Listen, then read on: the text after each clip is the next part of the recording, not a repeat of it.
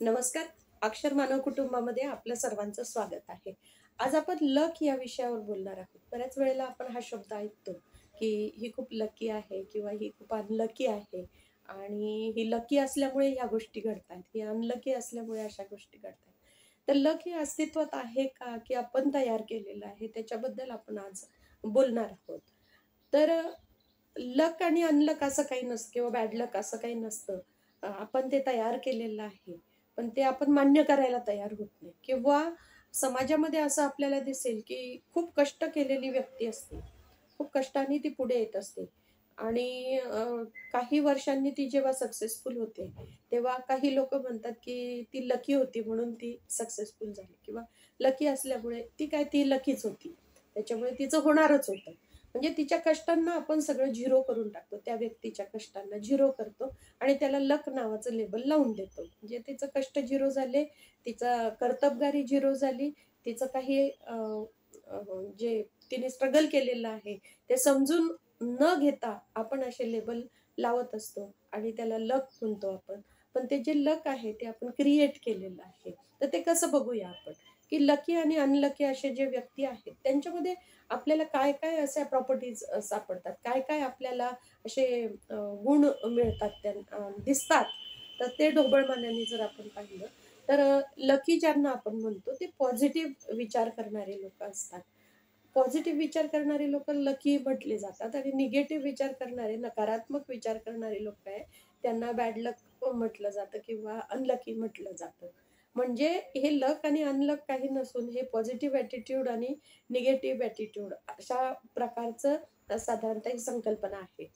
तर पॉझिटिव्ह ॲटिट्यूडचे जे लोकं असतात, म्हणजे सकारात्मक जे विचार करतात, त्यांना संधी समजतात, लवकर समजतात संधी त्यांना किंवा संधी तयार करता येतात. म्हणजे they are the opportunity creators. हे समजा संधी नसेल मला, अपॉर्च्युनिटी नसेल, तर ते तयार करतात त्यांच्यासाठी. आणि नंतर ते संधीचा उपयोग करतात, संधीचा फायदा घेतात. या सगळ्या गोष्टी त्यांच्या बाबतीत होत राहतात. मात्र हे जे निगेटिव्ह ॲटिट्यूडवाले, नकारात्मक विचार करणारी जी लोकं आहेत, त्यांना संधीच समजत नाही किंवा त्यांच्यापर्यंत लोकांनी संधी आणल्या तरी सुद्धा ते दुर्लक्ष करतात त्याच्याकडे. त्याच्यावर काही विचार करत नाही आणि उगीचच विनाकारण दुसऱ्यांना दोष देत राहतात किंवा ज्याला आपण म्हणतो की पांगुळ गाडप, की कोणाचा तरी आधार घ्यायचा आणि म्हणून या अशा अंधश्रद्धांचा ते आधार घेत राहतात किंवा अशा ज्या कन्सेप्ट आहे लक, अनलकच्या, बॅड लकच्या, तर त्या कन्सेप्टवर ते बोलत राहतात सतत. परंतु त्यांचं काम मात्र त्या दिशेने ज्या ज्या दिशेने व्हायला पाहिजे त्यांचं काम, त्या दिशेने होताना दिसत नाही. नकारात्मक विचारांवर जितका जास्त विचार तुम्ही करत जातात, तितकं तुम्ही खोल नकारात्मक होत जातात. आणि मग खूप जास्त एक्स्ट्रीम स्टेज नकारात्मक विचाराची काय असेल, तर ती अंधश्रद्धा. आणि मग काय करतो आपण, की खूप जास्त आता काहीच नाही, मार्गच राहिलेले नाही. कुठे काही आपले सगळे विचार खुंटलेले आहे, विचाराची क्षमताच राहिलेली नाही. एवढ्या लेव्हलला काही लोकं जेव्हा जातात नकारात्मक विचारांच्या बाबतीतलं बोलतोय आपण, तर इतक्या खालच्या लेव्हलला गेल्यानंतर तिथे मात्र अंधश्रद्धांचा उगम होतो किंवा अंधश्रद्धांवर जास्त विश्वास ठेवला जातो.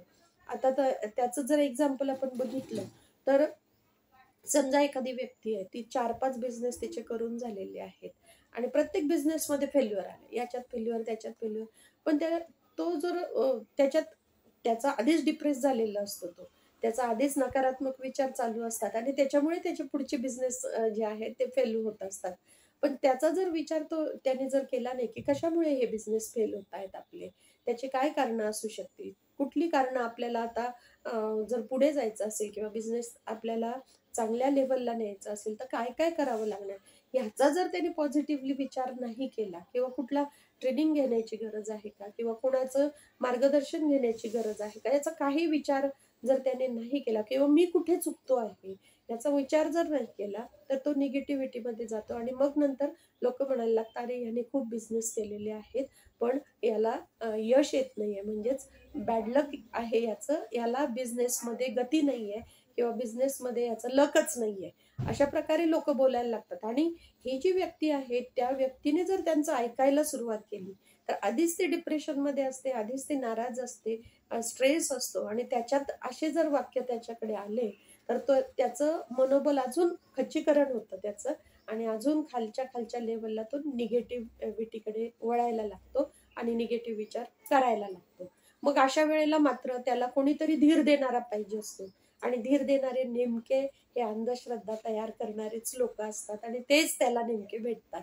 आणि मग काय काय गोष्टी होतात, तर बऱ्याच गोष्टी होतात, त्या बघू आपण आता. तर मग ही जी निगेटिव्ह लोक भेटल्यानंतर ते सांगतात ही अमका तमका कडे जा, मग तो काय अंगठी देईल, खडा देईल, अमक्या रंगाचा खडा घातल्यावर असं होतं, संपत्ती मिळते किंवा बिझनेसमध्ये यश मिळतं किंवा अमके वाराचा उपवास कर, अमक्या कोणत्या तरी म्हणजे जे काही कर्मकांड आहे ते सांगायला लागतात आणि हे केल्यानंतर तुला बरं वाटेल आणि नंतर तुझ्या बिझनेसमध्ये तुला सक्सेस मिळेल. तर अशा गोष्टी लोक सांगत राहतात आणि त्याच्यामध्ये सुद्धा खूप फसवणूक होण्याची शक्यता असते. वेळ तर जातोच जातो, पैसाही जातो त्याच्यामध्ये, वेळही जातो आणि स्वतःच्या मनाचं मनोधैर्य जे म्हणतो आपण ते कमी कमी कमी होत जातं. तर त्याच्या नादाला न लागता जर अंगठी देणारा असो किंवा कुणी तुम्हाला जे सल्ला देणारे लोक आहेत, तर ते जर त्यांना जर एवढं तुमच्याबद्दल माहिती, एवढं जर बिझनेस अप लेवलला नेण्यासाठी त्यांना जर सगळं माहिती आहे, तर मग ते का ह्या लेवलला राहिले असते? त्यांना त्यांचं स्वतःचं तर समजलंच असतं ना. म्हणजे तुमच्याबद्दल त्यांना एवढं समजतं आहे, तर स्वतःबद्दल तर फार समजलं असतं आणि मग ते कशाला या छोट्या-मोठ्या गोष्टी करत राहिले असते. हा जरी आपण विचार केला, त्यांनी मोठा बिझनेस केला असता, मोठे बिझनेसमन झाले असते ते. पण ते तसं न करता आपल्याला सजेशन देत राहतात आणि आपलं मनोधैर्य जे आहे ते खाली-खाली येतं आणि मग आपण तो जे सांगेल तसं वागायला लागतो. समजा त्याने सांगितलेल्या काही गोष्टी ज्या त्या तुम्ही केल्या आणि यश तुम्हाला समजा मिळालं. अर्थात त्याच्यामध्ये पण खूप ब्रेनचाच भाग आहे तो, अ, विचारशक्तीचाच भाग आहे, की ऑटोमॅटिक सुद्धा काही गोष्टी ब्रेन करत असतो. म्हणजे डेलिबरेटली विचार करणं ती गोष्ट, पर्पजली विचार करणं तर गोष्ट वेगळी आहे. पण ब्रेन ऑटोमॅटिक पण विचार करत असतो, की अ, कुठला विचार वाईट आहे, कुठला विचार चांगला आहे, हे मेंदूला काही कळत नाही. तो फक्त प्रोसेस करण्याचं काम करत असतो. त्या प्रोसेसमध्ये जर एखादी चांगली गोष्ट आली, तर ती प्रोसेस होते आणि मग तुम्हाला यश मिळत जातं आणि मग तुम्हाला वाटतं, की मी हे केलं आणि त्याच्यामुळे ते कोइन्सिडन्स, योगायोग पण असू शकतो, की हे केल्यामुळे हे झालं. तर असा योगायोग पण असू शकतो. तर ह्या अंधश्रद्धा पेरणारी जी लोकं आहेत, त्यांच्यावर काम करणारे संस्था पण आहे. अन्यस नावाची संस्था खूप चांगलं त्याच्यामध्ये काम करते आहे. पण काम करणारे आपले लोकं कमी आहेत. अंधश्रद्धा पसरवणारे लोकं जास्त आहेत आणि त्याच्यामुळे समाजामध्ये ह्या गोष्टी ज्या आहेत, ह्या गोष्टींवर जास्त फोकस केलं जाते. काय कुंडली मांडून बसत आहेत. नंतर बऱ्याच गोष्टी आहेत हो, की ज्याला माहिती नाहीये त्याने सुद्धा हा बिझनेस म्हणून वापरला जातोय. व्यापार म्हणून लोकं आता या थोडक्यात म्हटलं तर हे मनोकायिक आजारच आहे. एक प्रकारचे. त्याला सायकोसोमॅटिक डिसीजेसच म्हणू शकतो आपण. त्याचे काही जे विचार आहे ते म्हणजे कसं होतं, की आता एका महिलेने मला सांगितलेली गोष्ट परवाची, की ती म्हणाली, की डॉक्टरकडे मी सगळ्या टेस्ट केलेल्या आहे. सगळे रिपोर्ट नॉर्मल येत आहे. तरी सुद्धा मला त्रास होतोय. म्हणजेच मला बाहेरचं झालेलं आहे. म्हणजे अ, आत्तापर्यंत काय झालेलं आहे, की फिजिकलीच टेस्ट गेलेलं आहे.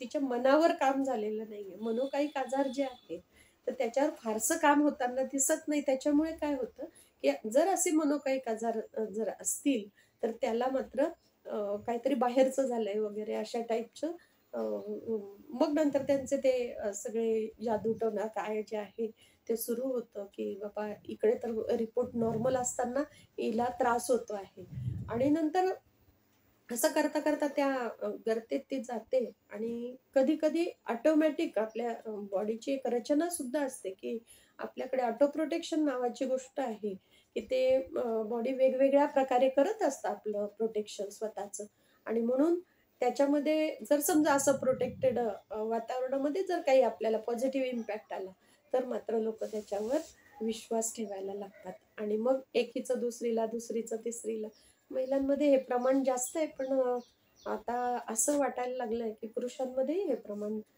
वाढतं आहे आणि त्याच्यावर पण म्हणजे गांभीर्याने घ्यायला हवं. अ, असे हे विचार जे आहेत ते विचार.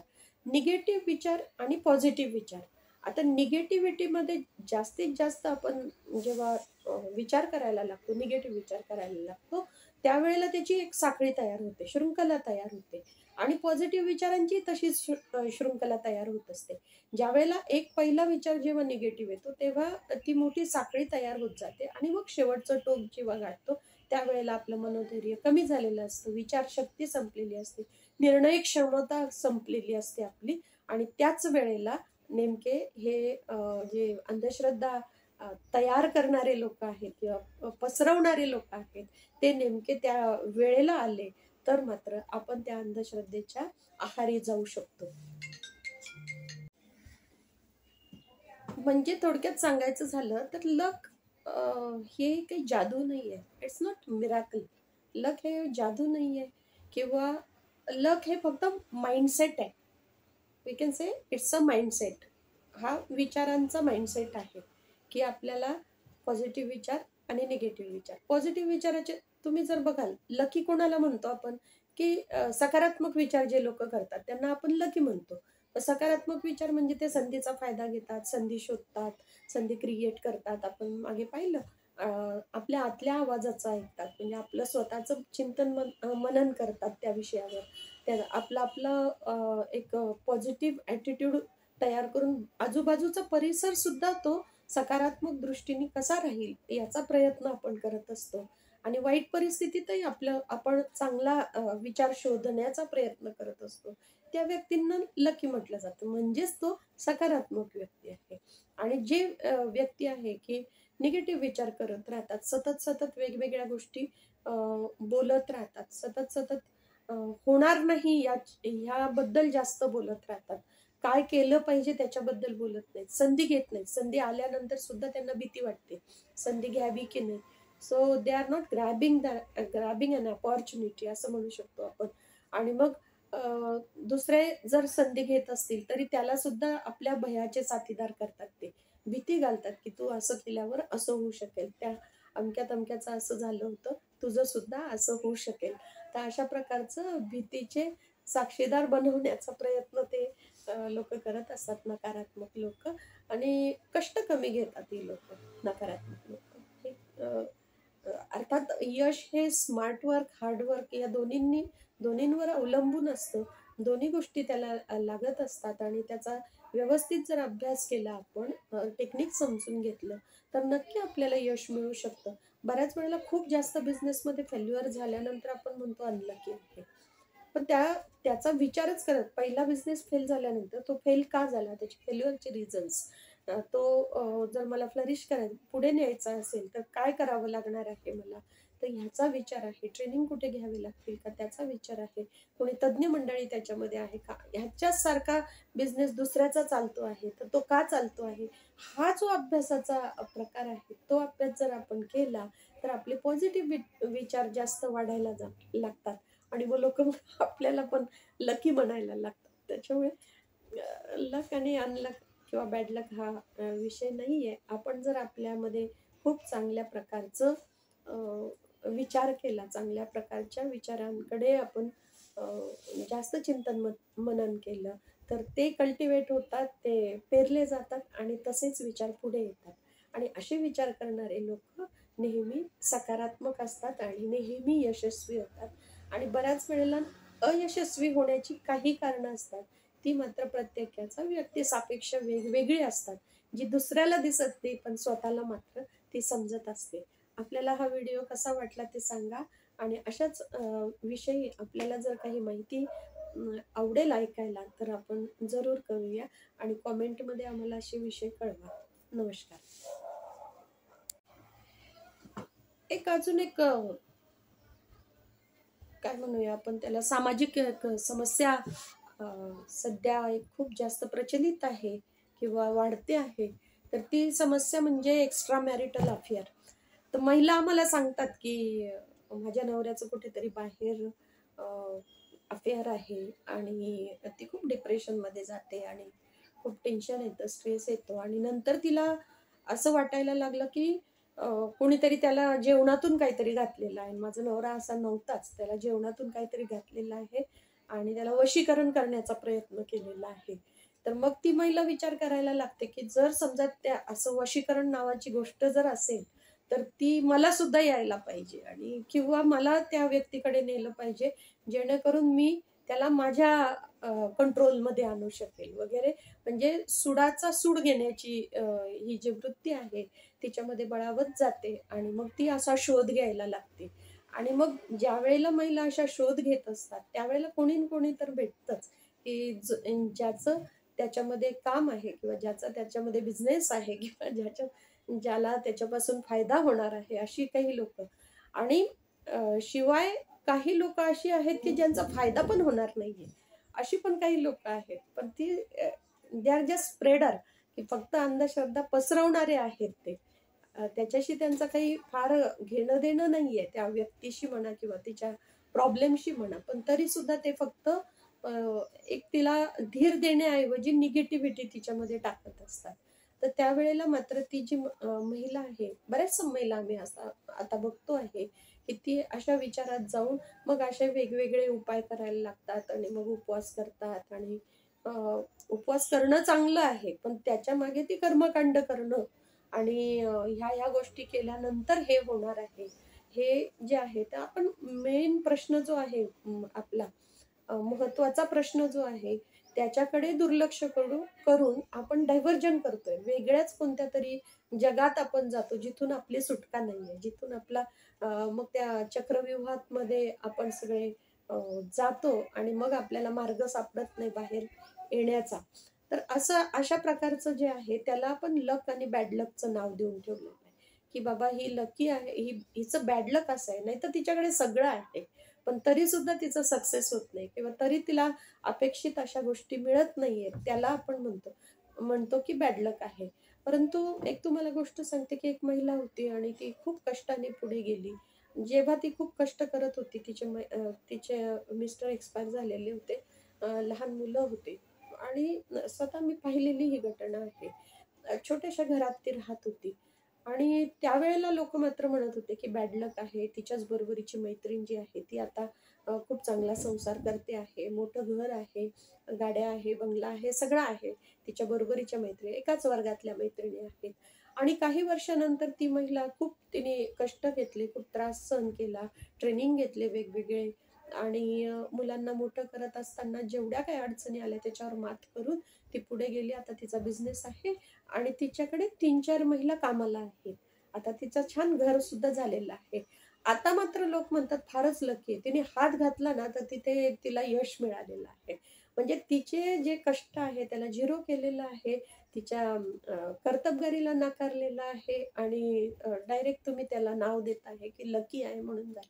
म्हणजेच काय, की लक नावाची गोष्ट नाहीये. आपण तयार केली डेस्टिनी, लक या ज्या गोष्टी आहेत, ह्या अगदीच कुठलंच कारण आपल्याला सापडत नाहीये. तर त्यावेळेला आपण या गोष्टी वापरतो. पण त्या जर न वापरता जर आपण ठरवलं, की मला सक्सेस का नाही मिळत आहे? मला यश का नाही मिळत आहे? ह्या बिझनेसमध्ये फेल्युअर का होत आहे? या सगळ्या गोष्टींचा जर आपण व्यवस्थित विचार, अभ्यास करत गेलो किंवा तज्ञांकडून माहिती आपण करून घेतली आणि त्याच्या पुढे गेलो, तर आपण पुढे जाऊ शकतो. तर त्यावेळेला मात्र लोकं म्हणतात, की लकी आहे तो, की म्हणजे मग बाकीचे जे फेल्युअर्स आहेत, ते फेल्युअरकडे लक्ष देत नाही.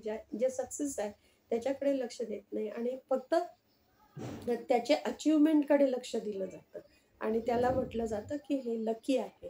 तर हे सगळं व्यक्तिसापेक्ष आहे. लक तयार केलेली गोष्ट आहे आपण. डेस्टिनी तयार केलेली गोष्ट आहे किंवा नशीब.